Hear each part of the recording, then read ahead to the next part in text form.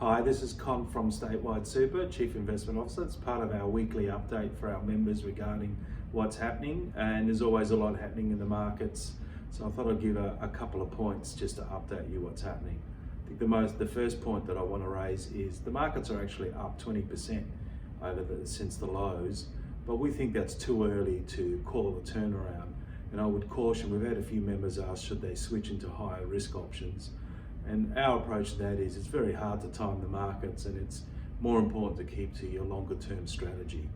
So be careful trying to think that anything's happening in the markets, particularly in these volatile times. The second point, we've had a lot of members ask, what is diversification? We're going to do a slightly longer video on that next week. I need to say that if you have, say, we'll use a toy example of a 3 asset class, cash, bonds, and equities.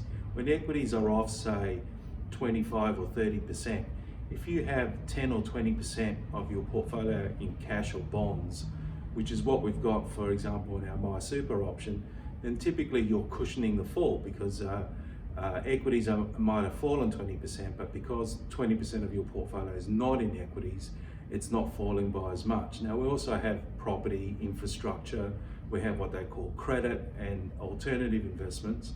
So if you add that across the board, you can see that when the market fell, say 30%, the overall portfolio only falls about, say, 9%, and that's the key thing of diversification. But we'll discuss that in greater details next week.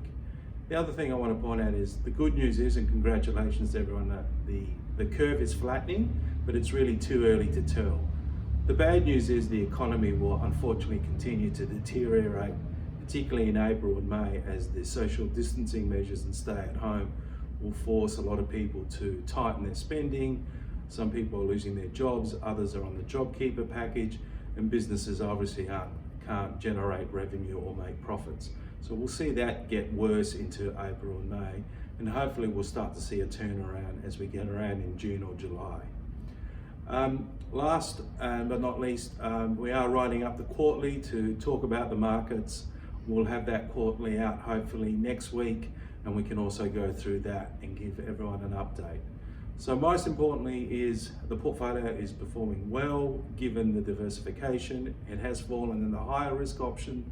In the lower risk option, it's less impacted. Liquidity, there's been a lot of talk about liquidity and unlisted assets. We have marked down our various infrastructure and unlisted property assets to reflect that environment. Our overall asset allocation is within tolerance and ranges, and we have good amounts of cash and bonds in our portfolio across all the options for members who either want to switch or need early access. So the overall shape of the funds are doing okay, and it's what we want it to do. Finally, I just want to wish everyone a happy holidays over Easter, and we'll talk again next week. Thank you.